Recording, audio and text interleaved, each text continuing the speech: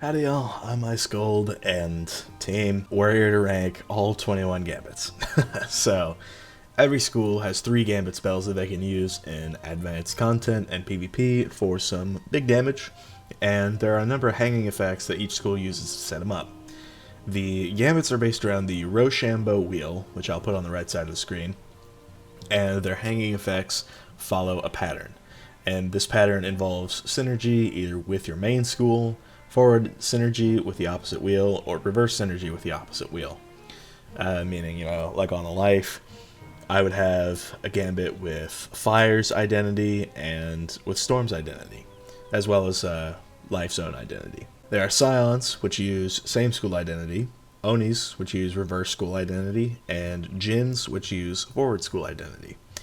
And in this video, I'll be ranking all 21 of them, and I'll give a short reason as to why they're placed where they are to add some context. So the first one here, coming in 21st place at the very bottom of the list, is Blossom's Thorns. And understandably, Heal Overtime Gambits are by far the worst because of how hard they are to set up, and I mean this one's just at the very bottom because it does absolutely meat damage, and you can't send 2 of them back to back because of how you have to set them up.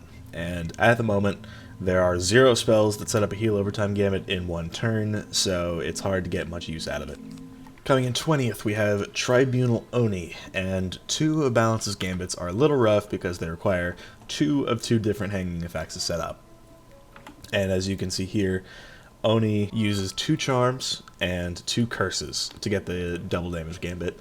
And realistically, there's no way you're going to set this up unless you're against a Blade Stacker who uses 3 folds and you pack Oni's Shadow for some reason. Not only is it insanely hard to set up, but the queue is set for both charms and curses with spells like TC Banshees and Max Glacial Fortresses in main, so you'll never pull it off anyway. The damage also sucks a little bit too, holding it down even more. Coming in 19th place, we have Infernal Oni, and no surprises here. Fire, as it stands, already has hardly any heal overtime spells that are worth packing, and the only one that I think anyone would even consider is Fire's Divum. You see here, it costs way too many pips to leverage well with Infernal Oni. And that, coupled with how all of the heal overtime ramps only put 1 heal overtime on the caster, it makes the spell damn near useless. The damage is also not that great, which holds it down even more. Wow, we've seen 3 Onis and we're not even out of the bottom 5 yet. Crazy how that works. Anyway, this 18th place is Trickster Oni, being the Myth Oni, and despite having higher damage on the conditional at 1,225, this is going to be below Life's Jinn because it's just not practical for Myth to set the spell up. Myths don't really use overtimes outside of Divum, and it can be very easy to cover it with something like a Fire Elf if the person has shielded, but if you're using Divum, you probably aren't trying to synergize it with Oni anyway. More often, the combo is typically Divum into Elf into main deck Cyclops into TC Cyclops into another Elf to make sure it doesn't get instantly countered, which requires a lot of pips, which doesn't really leave much for the Oni. Even though it's only 7 pips, you're still using a lot if you're going for the usual combo, so you'll really just never see a Myth use this, which is why it's low. Coming in 17th place, we have Verdurous Jinn, and despite how easy it is to set up, it's still just not all that great in terms of damage. I'd still call this card a good card for lives to pack in a PvP deck, as it's quick damage at a pip cost that's not super high, but overtime gambits in general just typically aren't great for this reason. Finally getting out of the bottom 5, coming in at 16th place, we have Thundering Jinn, and despite being a heal overtime gambit, this is the only overtime gambit that will do double the damage if the conditional is met, which is why it gets out of the bottom 5. Berry Surprise can be used well with this, but it's still just not great considering all the setup that you have to do. Coming in at 15th place is Bernie Notice, and this is the first Scion to appear in a hot second. Hot second. Regardless, this is still low because it doesn't do great damage and it doesn't synchronize well with buffs. It can do some good surprise damage though. People don't usually expect somebody to just drop one of these. Coming in 14th, we have Iceburn Jinn, and there's a massive gap in quality here. Ice's Jinn actually does decent damage, and the setup's not that hard to do, but the problems with it arise when you remember that the Q deck sets really hard for Death Wizards that just spam 3-fold Fever, and Ice Djinn just gets caught in the crossfire, making it a lot less viable. For 13th place, we have Macabre Djinn, and on principle, this is a pretty solid gambit that does good damage for a death spell, but due to Banshee's prevalence, this gambit, as well as the other blade gambits, are not exactly easy to set up.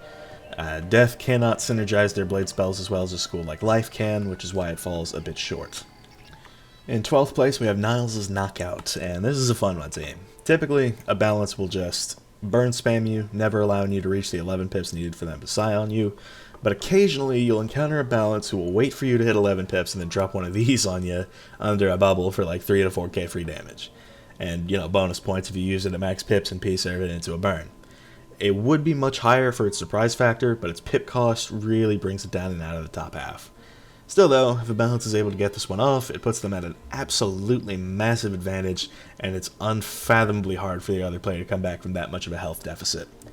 In 11th place, we have Primal Oni, and Life is naturally good at countering traps, so if you try to trap stack a Life, they'll just Centaur into the naturalism, and just like that, they have a Primal Oni set up with a 40% blade that they can combo into another hit with a 40% blade.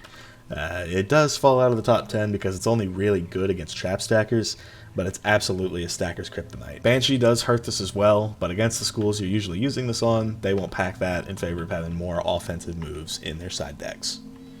In 10th place, we have Duststorm Djinn. This places 10 spots higher than its Oni counterpart, and with how balance normally plays, they can very easily surprise you with this by setting it up before you know what's going on. Contrary to Oni, the spell works very well in conjunction with balance's normal spells. You know, like a simple Hydra will set up the shield end of it if you don't just try shield, and a Divum will place the 2 traps to set up the Jinx end of it.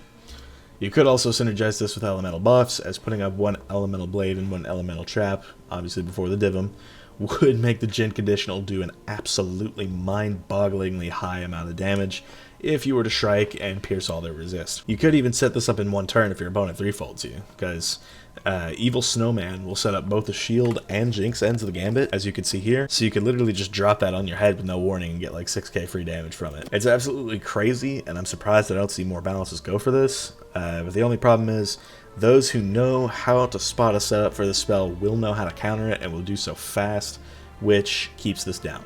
It is still a really great spell though. Coming in 9th place, we have Rain of Torrents. And honestly, the sheer amount of base damage on this spell brings it way up. And I mean, you could genuinely just drop this on people without even meeting the conditional, and it'd still do tons and tons of damage. The only thing holding it down is that it's a charm gambit, meaning all it takes is 1 banshee, and boom, you know, gambit's gone, because you have to have 4 up. Regardless though, if you are able to send this with any number of buffs, it'll be nothing short of disastrous for the target. 2,510 base damage on the double condition is just insane, and if Banshee were to get nerfed a bit, we'd absolutely see this spell, and Storm as a whole, climb up the rankings a little bit more.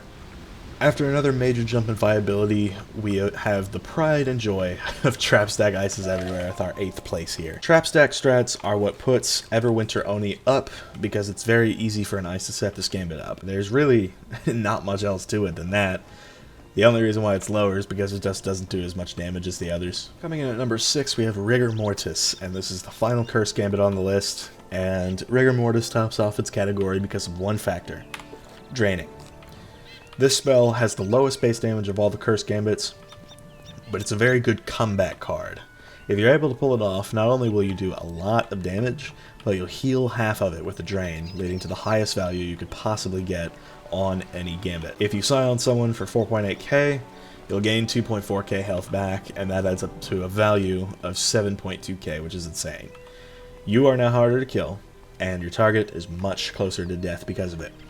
Nothing wrong with this gambit, but again, people set their decks for death because of this very card, so it can be hard to pull off in certain situations. Death's many tools for adding curses certainly make it much easier for a death to do compared to any other school though. Kicking off the top 5, we have Ivan's Story Time, and this is Myth's Scion spell. It's absolutely nuts, doing 1,800 base damage on the double. Combine it with Myth's natural ability to set up traps, and you have an extremely potent card in your arsenal. This is certainly one of the best spells to have as a Myth. You can easily just fuel into the trail, and boom, you know, you have one set up, and you're ready to just absolutely ruin your opponent with it. Coming in 4th place, we have Caldera Jin, and this is far and away the strongest Gambit spell. It uses overtime DPP, so on its conditional, it does 2,000 base damage, and that is completely mental to me. Fire has plenty of cards in its arsenal to add traps, so it can be very, very easy to set up a double buff Jin and then strike and do all of your opponent's health in one fell swoop. People do obviously pack trap counters, but in the game's current state, dry trap spells are far, far better than the counters, which leads to this Gambit placing in the top 4. Wow guys, surprise surprise. Who would have guessed that the 3 shield Gambit spells would take the top 3 spots despite getting nerfed pretty hard a while back. Jokes aside, shield Gambits are insanely easy to set up as tri-shields cost 0 pips, so you can build up shields as you please and gain pips by doing so, leading to an easy Gambit despite their high pip cost. Earthquake is the only reliable counter to this, and you'll absolutely know when someone's trying to quake you because they'll just start telegraphing with getting myth pips out of the blue and all that.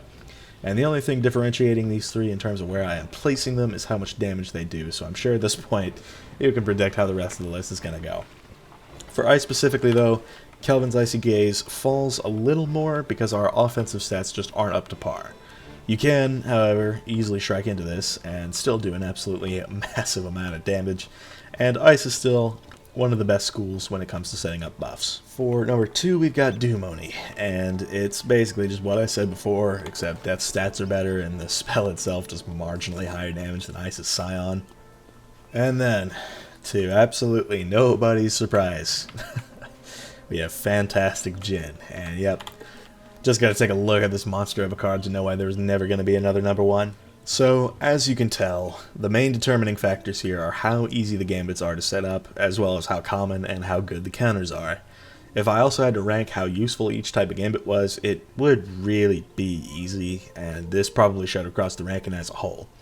I would rank them like so. In 6th place, easily, it's going to be heal overtime Gambits, because of how hard they are to set up. In 5th place, I would do damage overtime Gambits, because their damage is still low. In 4th place, I would put Charm Gambits because of how prevalent spells like Banshee and other charm counter spells are. And then in 3rd place, I would put Curse Gambits just because they are good and they're hard to deal with, but people set their decks for them. In 2nd place, I would put Jinx Gambits because the counters just aren't good enough to keep up with how good the trap spells themselves are, you know, being 1 and 2 pips.